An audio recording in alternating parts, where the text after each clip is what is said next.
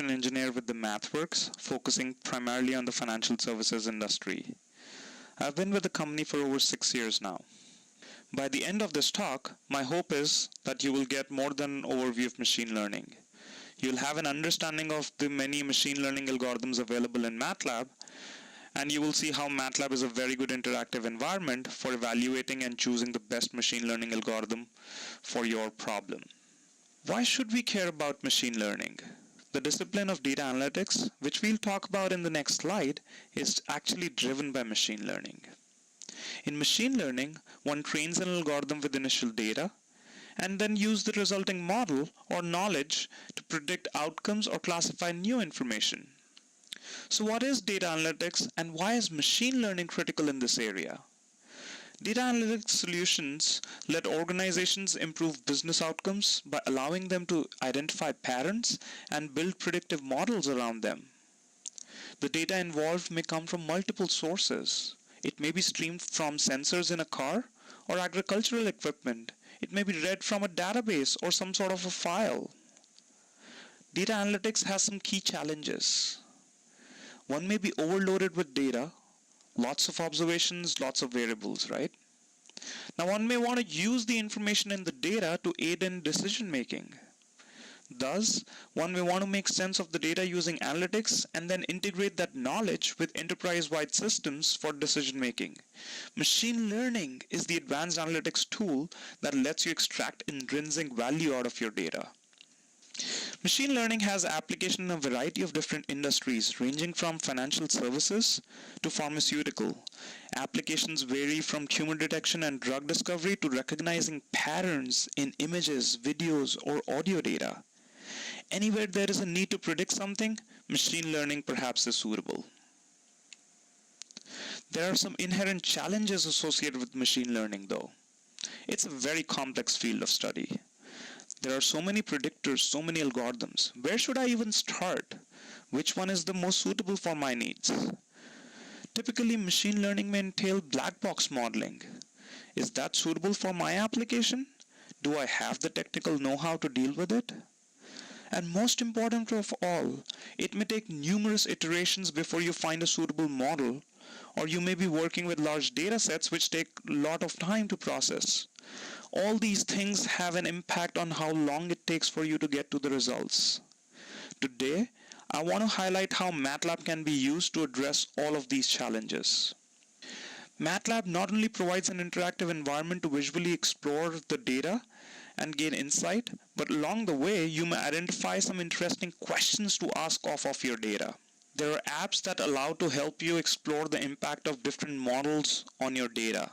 The framework makes it easy to iterate over different algorithms and measure their accuracy. One can also incorporate parallel computing paradigms to speed up computations. And not only that, once you're happy with the models, you can integrate them in your larger data analytics and decision-making workflow. Machine learning can be branched into unsupervised learning and supervised learning. Now, in case of unsupervised learning, you group your data based on some similarity or characteristic. You may not have a priori knowledge about the groupings themselves. There are several clustering techniques available to help us with this endeavor. In case of supervised learning, one creates a model to predict a quantity of interest. We'll call it output or response variable. You have an expectation of what factors, called inputs or predictors, will have an impact on response, even though you may not have an understanding of the exact relationship. You would use the predictors and response data to train your model and use the model to make predictions, given only the input data. If your response is discrete in nature, for instance, if you're trying to predict tumor size into small, medium, or large, then it is a classification problem. If your response is continuous in nature, for instance, if you're trying to predict electricity demand from a grid in kilowatt hours, then it is a regression problem. There are a variety of clustering algorithms available in MATLAB. Today we will cover both partitional clustering techniques as well as overlapping clustering techniques. Partitional clustering techniques assign each data point into a single cluster, For instance, k-means, hierarchical, self-organizing maps, etc. On the other hand, in case of overlapping clustering techniques, a data point may simultaneously belong to more than one cluster. It computes the probability of a data point belonging to a particular cluster. For instance, Gaussian mixture models, fuzzy c-means, etc. In our example, we'll cover many of these techniques. MATLAB has several algorithms for linear, nonlinear, and non-parametric regression, including neural networks, boosted and back decision trees.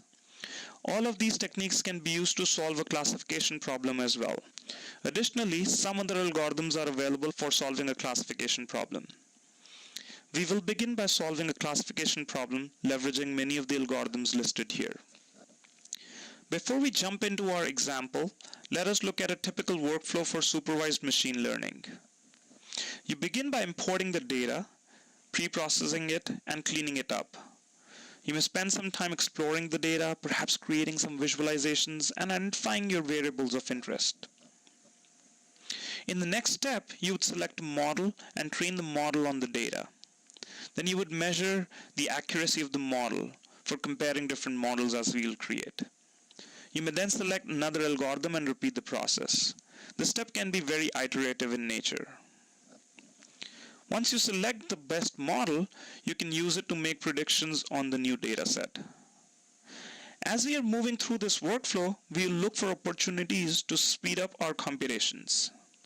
Many of these tasks in the workflow can be computationally intensive. Classification lets you predict the best group a new observation belongs to.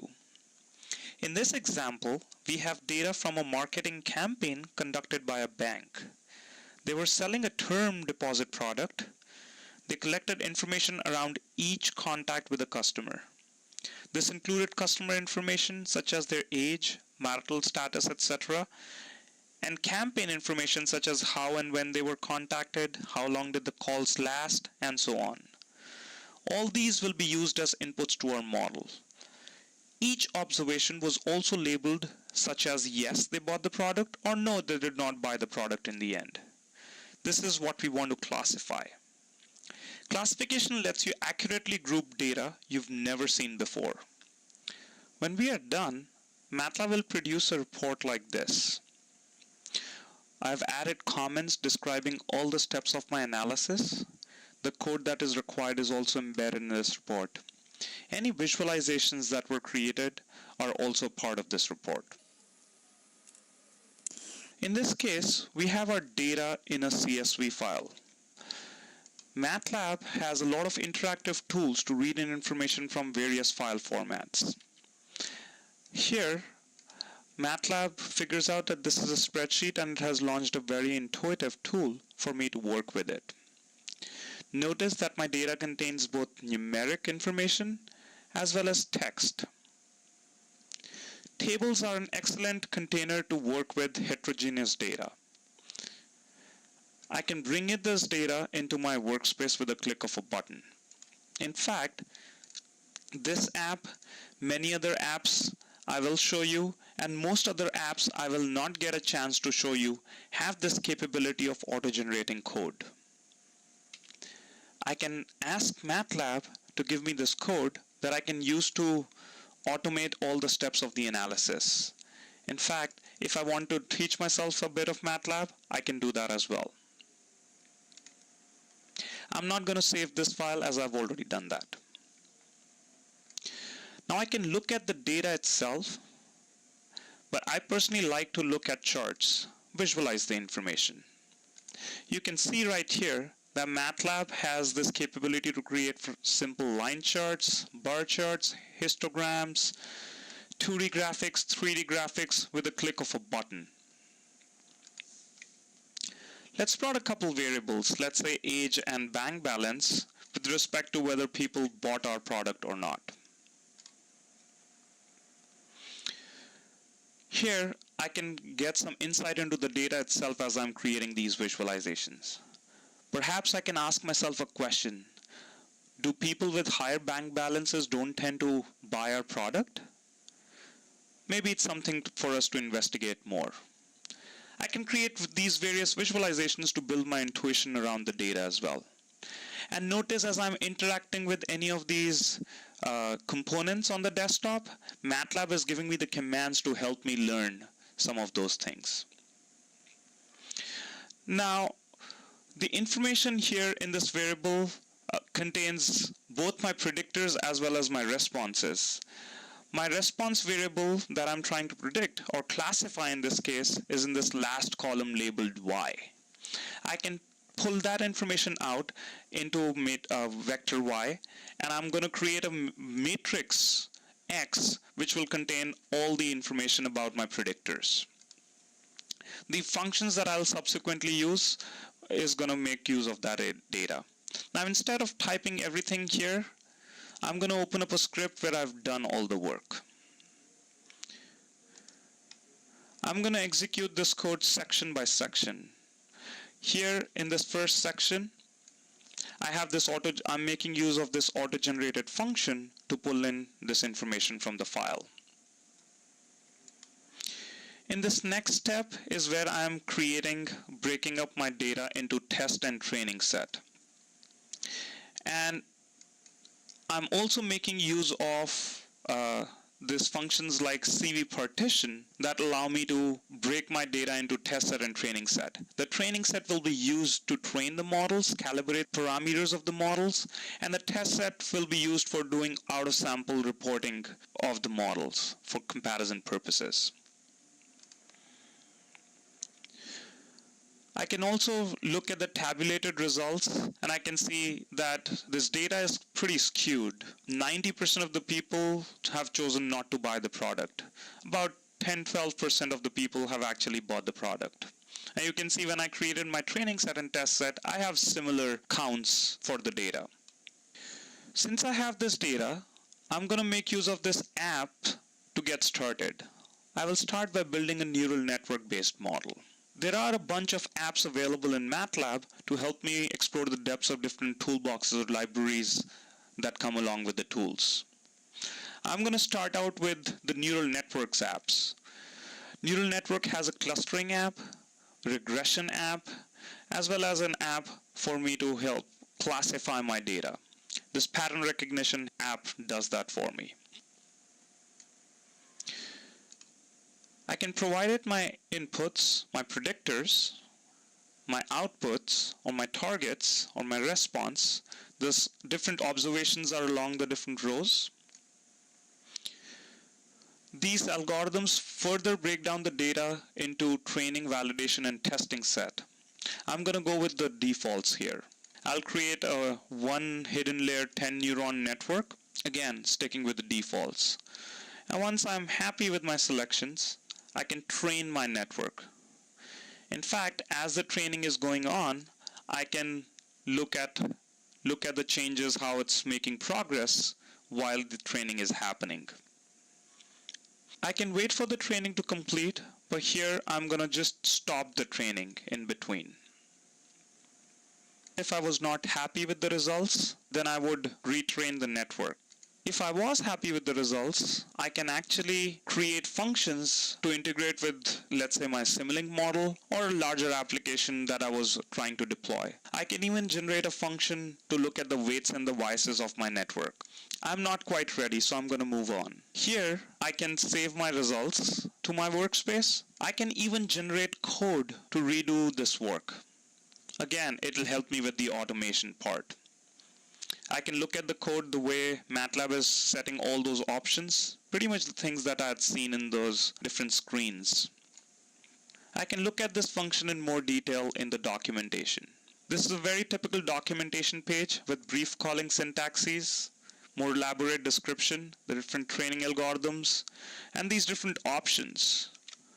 One of the options that I want to highlight here is this use parallel and the use GPU flag that you can set. These flags allow me to throw more hardware resources if they are available on the problem itself. What I did next in this particular script was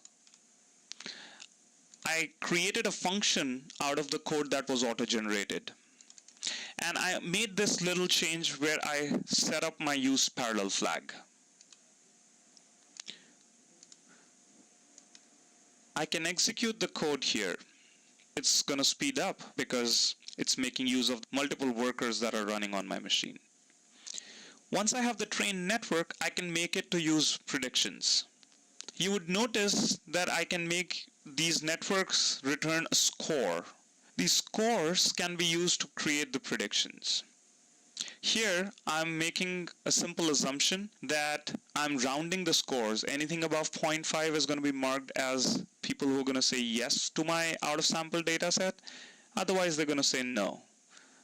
And I can see that in 90% of the cases, I have it correct. Perhaps I want to look at the confusion matrix. Look individually, how am I doing it there? This clearly shows that I'm able to predict the people who are saying no very, very well. However, the people who are saying yes, I'm doing a fairly poor job. Only 31% of the times I have that correct.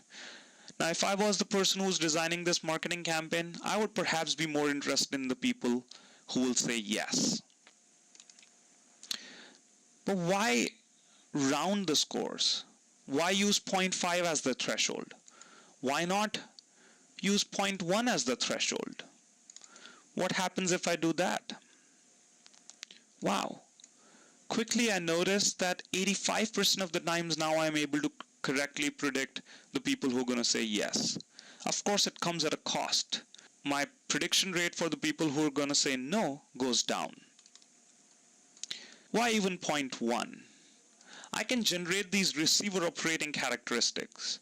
This function curve here does all that, tries different thresholds and generates this curve for me. I have the true positive rate versus the false positive rate on this chart. Now it's up to me how I make use of this chart to pick up the different thresholds. Let's say I was designing a bank marketing campaign which was fairly cheap.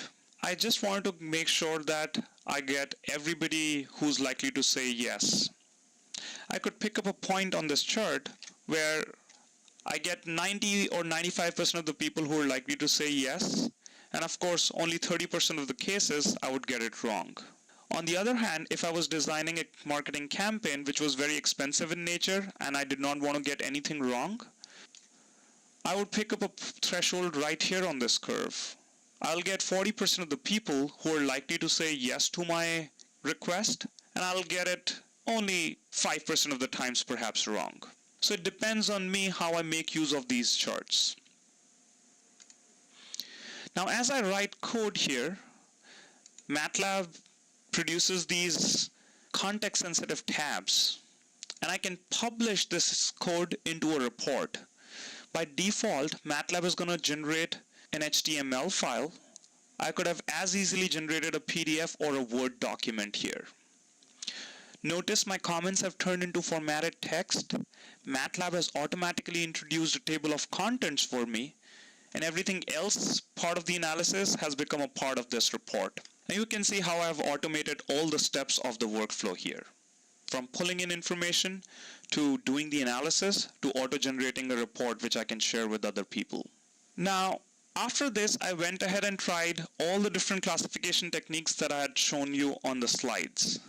Instead of running through them here, I will open up a report where I've done all the work. Notice that after neural networks, I tried all these different machine learning techniques, from logistic regression models to decision trees and bagged ensemble algorithms. The philosophy that I applied going through these was exactly the same. Let's discuss one of these in more detail. Let's say we look at discriminant analysis. How do I even find out what are the different functions available to help me with this machine learning task? This is again a good time to go towards the documentation. I can search for things, and if I know where to look for, I can find this whole section dedicated in the statistics toolbox to machine learning. Right now we are interested in supervised learning techniques, so I can find all the different functions available right here. I can find all the functions, let's say, associated with discriminant analysis. That will help me with this task. There are complete elaborate examples to walk me through this whole workflow as well. Another aspect in the documentation is this page which compares the different algorithms. You'll find it very helpful when you're deciding which algorithms to employ based on the data that you're working with. There are some suggestions to pick in ensemble algorithms as well. So here, as I'm applying each of these classification techniques, all I do is find the function to train my data. The data that I had prepared earlier can be used as it is with all the classification algorithms. I train the data, train the model, use that model to make a prediction for my out-of-sample data, and then generate some sort of a metric that I can utilize to compare the different algorithms. Here I'm going to be making use of confusion matrices. I went through and applied all of these different techniques. Wherever available, I even employed parallel computing, the use parallel flag, for instance with decision trees or ensemble learning. Then I created this chart to compare my results. I want to quickly visualize all the results. These are all the default predictions from each of these classification models that I utilized. And I can quickly compare them right here. The dark blue bars are essentially corresponding to the people who said no, and the light blue bars are corresponding to the people who said yes. I may be interested more in the light blue bars towards the right side, and of course you can imagine if I chose another threshold based on the scores that were returned by each of these techniques, I can move these bars up and down as needed. This is just one snapshot of that performance curve for all of these techniques. Similarly, I computed and plotted all the receiver operating characteristics or ROC curves for all of the techniques. And you can see that different techniques in different regimes are behaving differently. So for instance, in this regime, neural networks happen to be doing the best, whereas somewhere here, my back decision trees are doing better. I'm not forced to pick and choose one of these techniques. Perhaps I can combine the results from these different models and come up with my own classifier, which is better than these. And in the next, that is exactly what I'm doing. I'm combining the scores. I'm taking averages. I'm creating another classifier by looking at the medians and a voting scheme. And here I'm looking at the results for that. And in the combined results, I see in many cases, I have a better classifier when I make use of the combo median technique for this particular data set. There are certain regimes where my combo mean is actually doing better. And my voting technique did not really do well in this particular case. The point is, you can try these different techniques and use a combination of them as well if you wanted. You don't have to restrict yourself to what you've learned in perhaps the books that you've been reading.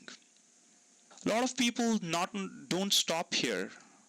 They even look at what is the impact of the different predictors on the data itself, on the models that they are creating. I will not go into too many details, but some of the things that are covered in this particular section are how many trees should be sufficient for me to create a model that is equally effective when I'm applying these ensemble learning techniques.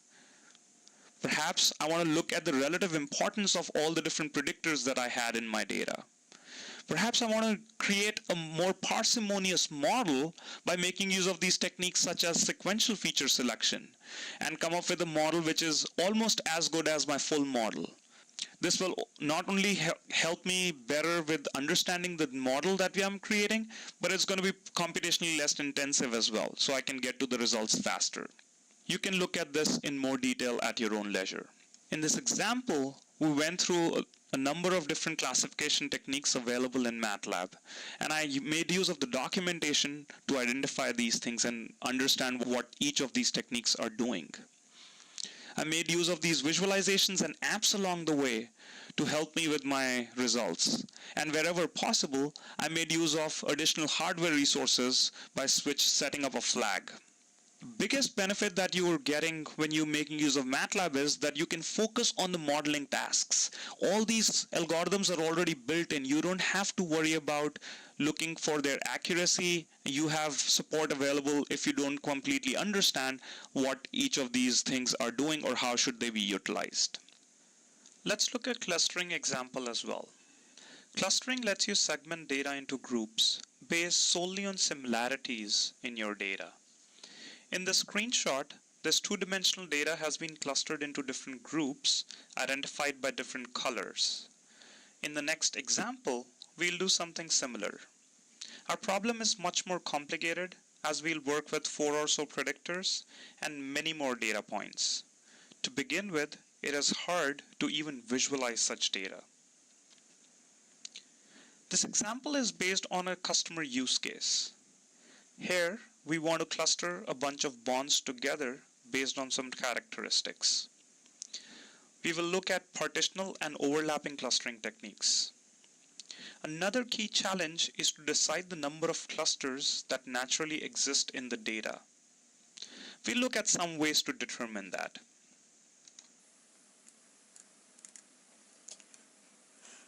So let's step through this code again as we did earlier. I have some data already available that I've loaded here. I have some bonds information and a bunch of features associated with those bonds, including credit ratings and coupon rates and other things. Now notice I have this first column where I have corporate and municipal bonds. This is a categorical variable. And here, this column 8 is rating, which contains credit ratings, where AAA is considered to be a better rating than, let's say, a triple C. So there is an order associated within the ratings. When I have defined some of my variables as categorical and ordinal, I can very easily slice that data. For instance, here I'm going to only work with corporate bonds which have been rated double C or higher.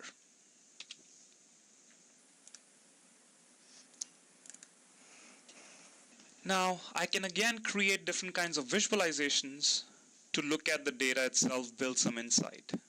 Perhaps I can plot the coupon rate and the yield to maturity along with credit ratings on a chart.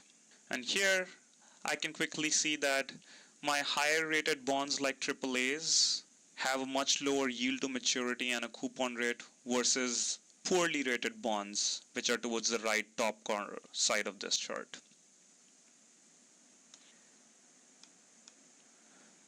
Now, instead of using all of the different features, I'm going to just pick out 4 features from this data set.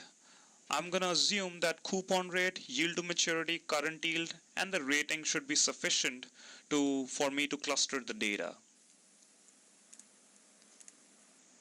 Now, once I've prepared my data, this is what the matrix looks like. I have the different observations along the rows and the different features that I want to work with along the columns. Whenever you're working with any data set, finally, once you have prepared the data, this is what it should look like.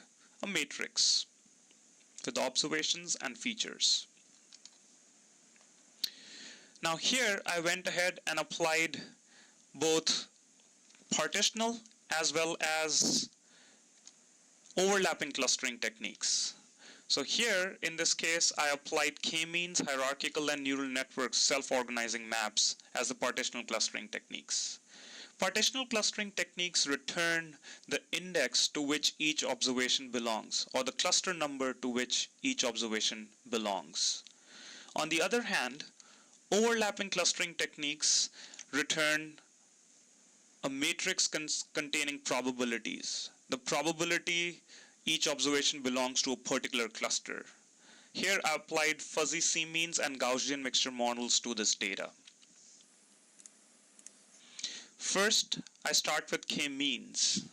Now when you're applying clustering techniques, you have to define the similarity metric. What defines the closeness of the different observations? Typically, it's also known as the distance metric. So if I look at the documentation for k-means, you will notice that there are a series of different distance metrics that you can apply. And again, there are a lot of other options, including the use parallel option that I can apply to speed up computations.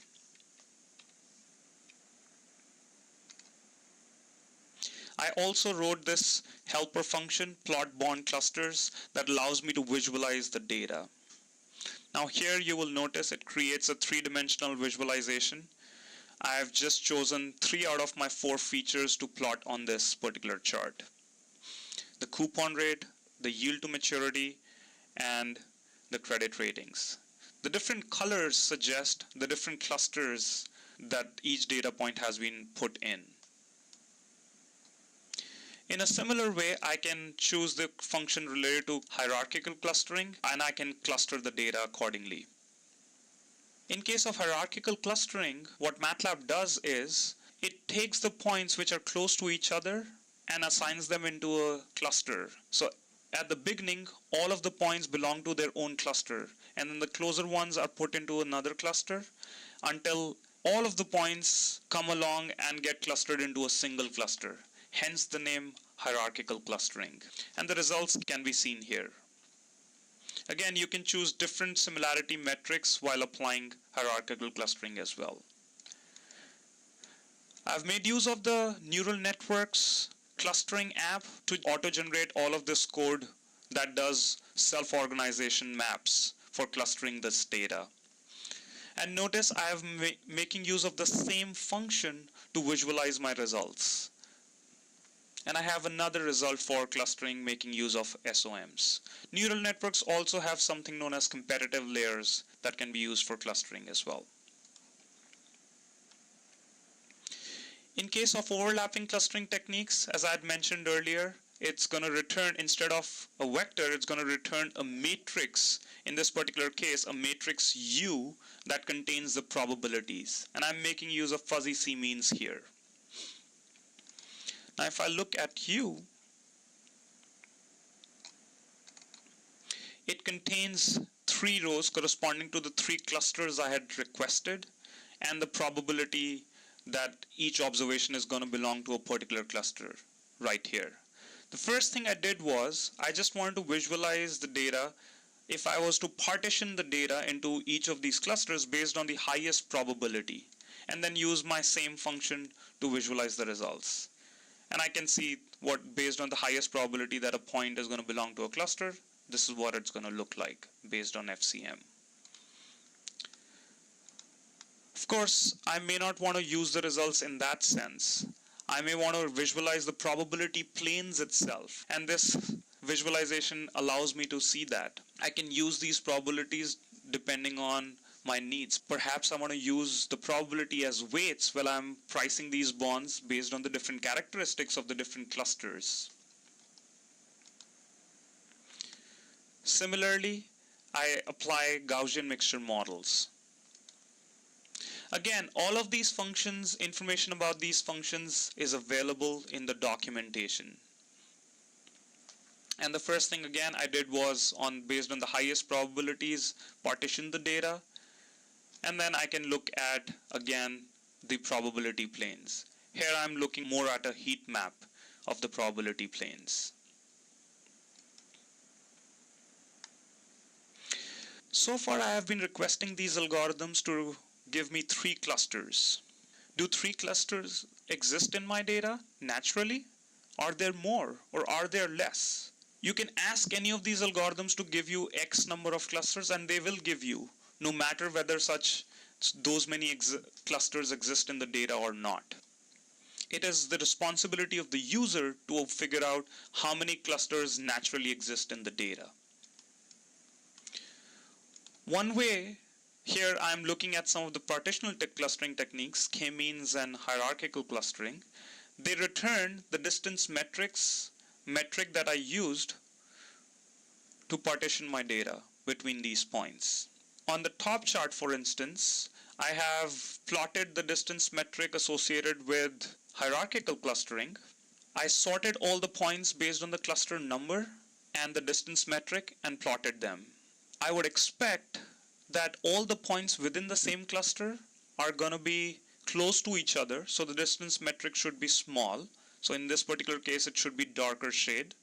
whereas those same points should be farther away from other points in the other clusters, so the distance metric should be higher, and so I would expect those points from the other clusters to be brighter in shade. So I would actually expect a block diagonal sort of a pattern to appear in this chart, and that is what I see for both hierarchical as well as k-means clustering. So I can visually see whether these many clusters naturally exist in my data or not. For hierarchical clustering, what I can also do is generate dendrograms. Dendrogram is a plot that allows you to visually see the linkages of the different points in the cluster.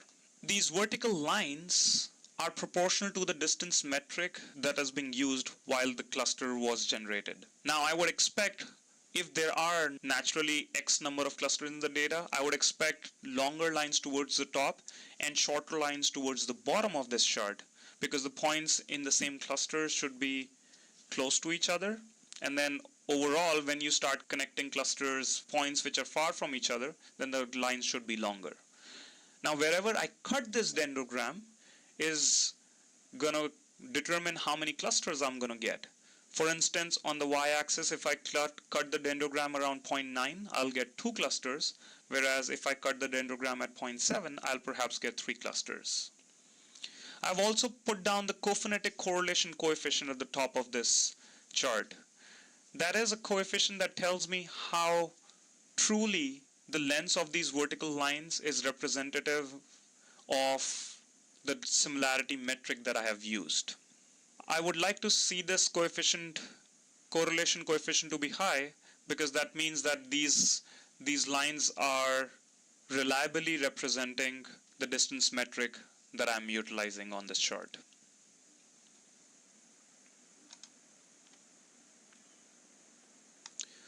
One can also make use of silhouette distances. So in this particular case, I have made use of k-means clustering and computed the silhouette distances for the different number of clusters I was creating. For instance here, if I make use of 2 clusters, I can see these points are sorted by the cluster number on this chart, and the silhouette values are also ordered. So the higher the silhouette value, the more confidence you have that this point is going to belong to cluster number 1 right here. For these points where the silhouette value is low, that tells me that these points have been marked by the algorithm into cluster number 1, but the confidence isn't that high. They're pretty close to the points in the cluster number 2 as well. And you can create these charts for as many clusters as you create. So next what I did was I created 2 through 15 clusters and plotted the average silhouette values on this chart. And you can see here that the average values are fairly high for 2, 3, and 4 clusters, but they suddenly drop when I create 5 clusters out of my data. So that tells me there are perhaps at most 4 clusters in this data, not more. There are a few different clustering evaluation metrics available in the documentation. You can utilize these other evaluation metrics as well to see how many clusters naturally exist in the data that you're working with. Again, in this particular case, I went through and applied a bunch of different unsupervised learning techniques and made use of visualizations to quickly understand better the whole analysis. All of these functions that I have been utilizing are actually white box. Essentially, I can open up any of these functions that I have utilized and look underneath the hood, the code if I wanted. So you can put breakpoints in the code, step through the code, and exactly see how we have implemented everything. If you like what you see, but there are some things that you would want to change, you can always save these functions with a different file name and apply your changes. And I was able to quickly go through these different techniques and get to my results. So far, I showed you how machine learning in MATLAB lets you overcome challenges of loss of productivity extracting knowledge from data, and computation speed. We looked at how you can achieve high productivity from data preparation, interactive exploration, and visualization in MATLAB. The machine learning algorithms that are available provide both depth and breadth in classification, clustering, as well as regression techniques. And you can further improve performance by leveraging parallel computing. Today, I did not get a chance to talk about deployment and enterprise-wide integration. MATLAB makes it possible to use your machine learning models in production via push-button deployment. Also, by using machine learning solutions provided by MathWorks, you mitigate technology risk by getting access to high-quality libraries, technical support, training, as well as advisory services when needed.